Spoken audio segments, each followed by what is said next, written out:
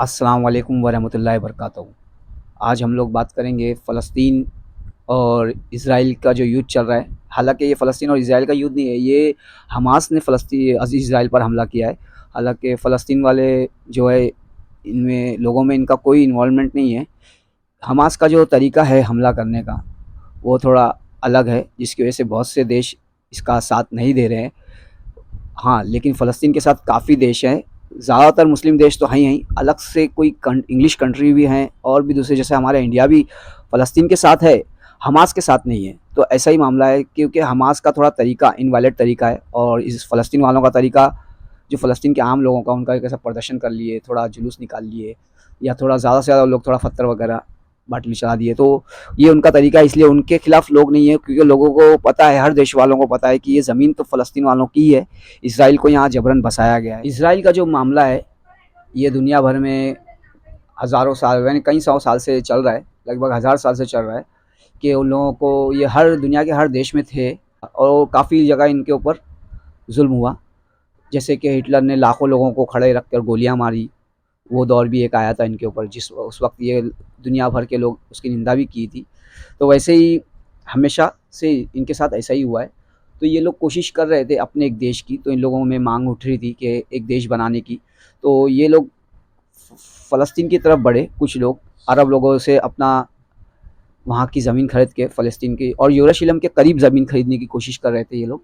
और इन लोगों ने ज़मीन, बहुत सी जगह ज़मीन खरीदी भी थी और वहाँ आकर कुछ-कुछ लोग बसने भी लगे थे। तो यहाँ पे पूरा ब्रिटिश का राज चलता था। तो ब्रिटिश वालों का जब वर्ल्ड वार जो फर्स्ट चल रही थी, उस वक्त ब्रिटिश ने क्या किया था कि इन लोगों से वादा किया, फ़लस्तीन वालों से, कि अरब का जितना ये तीनों, ये अरब का एरिया है, ये पूरा इनको बनाकर, इनकी कंट्री बनाकर दे देंगे इनको। और यहाँ पे कुछ यहूदी थे, तो उनसे भी वादा किया कि आप लोगों को हम लोग ज्यूस के, अपना एक यहूदियों का अलग देश बनाकर दे देंगे, इसराइल।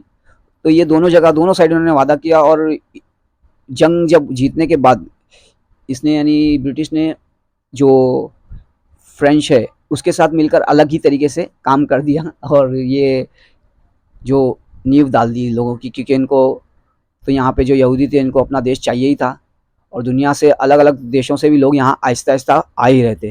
तो इसी तरह से, तो अब जब ये मामला बढ़ने लगा, तो ये जंग के बाद ये मामला काफ़ी बढ़ने लग गया कि इनको अपना देश चाहिए और इनको अपना देश चाहिए। तो इन लोगों ने क्या किया कि ब्रिटिश लोगों ने सोच लिया कि अभी हमको यहाँ से चले जाना चाहिए और ये मामला अभी अक़वाम मुत्तहिदा के हवाले कर देना चाहिए।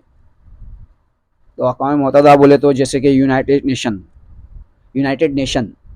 तो यूनाइटेड नेशन के हवाले कर देना चाहिए। और लोगों ने यही किया, यूनाइटेड नेशन के हवाले कर दिया ये मामला, और ये लोग यहाँ से अपने जाने की तैयारी शुरू कर दी। अब यूनाइटेड नेशन ने जो किया, कि उन्होंने क्या किया कि इसके लिए, जैसे जर्मनी में जुल्म हुआ बहुत, तो इन लोगों को जर्मनी में बसाना चाहिए था।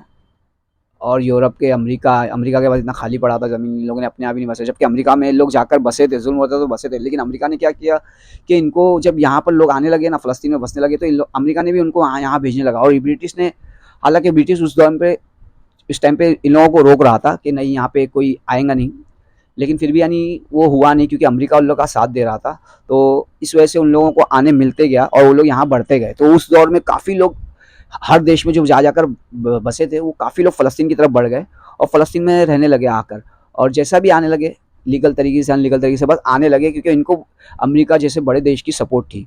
फिर इंग्लैंड ने ये मामले से अपना हाथ हटा लिया पीछे, और जो वादा किया था उसने वादा सब तोड़ दिया, फ़लस्तीन के साथ भी वादा तोड़ दिया और ज्यूज़ के साथ भी वादा तोड़ के अपना चला गया और यूनाइटेड नेशन के मामले में उसके हवाले कर दिया ये मामला। अब यूनाइटेड नेशन ने क्या किया कि इसको जो है अपना 2 हिस्सों में बाँट दिया। 2 हिस्सों में नहीं, बल्कि यूनाइटेड नेशन ने तो 3 हिस्सों में बाँट दिया। जैसे कि एक हिस्सा इन्होंने कर दिया 40 से 45 के बीच में लगभग, अपना इज़राइल के हवाले कर दिया एरिया, और 50%, 55% के लगभग अपना फ़लस्तीन के हवाले कर दिया। और कुछ जो यरूशलेम शहर है, जहाँ मेन मुक़द्दस जगह है तीनों लोगों के लिए, जैसे यहाँ पर तीनों लोगों के लिए मेन मुक़द्दस जगह है, जैसे ईसा अलैहिस्सलाम भी यहीं पैदा हुए थे और हुज़ूर सल्लल्लाहु अलैहि वसल्लम ने भी यहाँ पर इमामत की थी। और अव्वल काबा भी कहते हैं इसका, क्योंकि हम लोग भी पहले लगभग 40 साल का नमाज बैतुल मुक़द्दस की तरफ ही रुख करके नमाज़ पढ़ी है। तो ये भी अपने हाँ, हमारे मुसलमानों के लिए भी बहुत अहम है और यहूदियों के लिए भी जो दाऊद इब्राहिम अलैहिस्सलाम ने और अपना इन्होंने जो दीवार बनवाई थी, ये भी लोग बहुत मेन मानते हैं यहूदी लोग। वो दीवार को पकड़ के ये लोग चूम के यानी वहाँ दुआ मांगते हैं। तो ये तीनों लोगों के लिए बहुत मेन स्थल है, इसलिए ये जगह का भी विवाद उस वक्त से ही चलने लगा था। तो यूनाइटेड नेशन ने क्या किया कि ये मेन सिटी जो है, जो ये सिर्फ ये है ना अपने हाथ में रख ली, जो 4-5% हिस्सा या 6% हिस्सा जो भी है इसके आसपास का हिस्सा, ये जो इस शहर में आता है इतना, तो ये शहर का हिस्सा है ना यूनाइटेड नेशन ने अपने पास रख लिया। क्या है कि ना यहाँ ये ना ये यरूशलेम का है अपना, ये ना इसराइल का है ना फ़लस्तीन का, ये यूनाइटेड नेशन के अंडर में रहेगा हमेशा। तो ऐसे ही अभी तक है फ़िलहाल तो लेकिन जो ये मामला शुरू हुआ तो ये अब ये तो यहीं चलता रहा। अभी जो इंग्लैंड ने अपना हाथ पीछे हटा दिया, तो अब लेकिन अब ये मामला सुलझेगा कैसे? तो अब ये चल ही रहा है। हालाँकि जब ये हिस्सा बाँटी हुई तो अरब देशों ने इसके खिलाफ आवाज़ उठाई थी और जिसके लिए जंग भी की थी, लेकिन इज़राइल को काफ़ी सपोर्ट था इज़राइल को, अमेरिका जैसे बड़े देश का।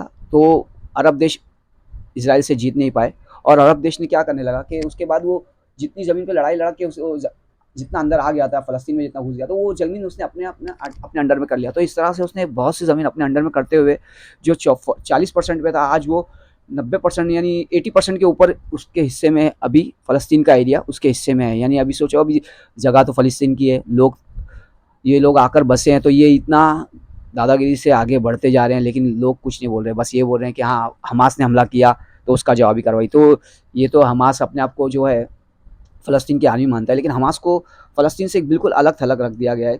जैसे कि एक अलग से पूरी बाउंड्री बना दी, बहुत छोटा-सा हिस्सा है उसका, लेकिन उसको अलग-थलग रखा है ताकि वो लोग वायलेंस तरीके से कार्रवाई करते हैं। इसलिए हालाँकि इसमें अभी इज़राइल में फ़लस्तीन में बहुत से लोग हैं, फ़लस्तीन, इज़राइल सब है, मिक्स है, लेकिन यहाँ पे उन लोग अपना जिस तरीके से इसका अगेंस्ट कार्रवाई करते हैं, जैसे कि वही जुलूस निकालना, और जुलूस में कुछ होता है तो पत्थर-वत्थर चलाना, ये इतना ही इन लोग करते हैं क्योंकि इनको कुछ भी चीज़ का अलाउड नहीं है। यहाँ पे बहुत स्ट्रिक्ट है इन लोगों के ऊपर।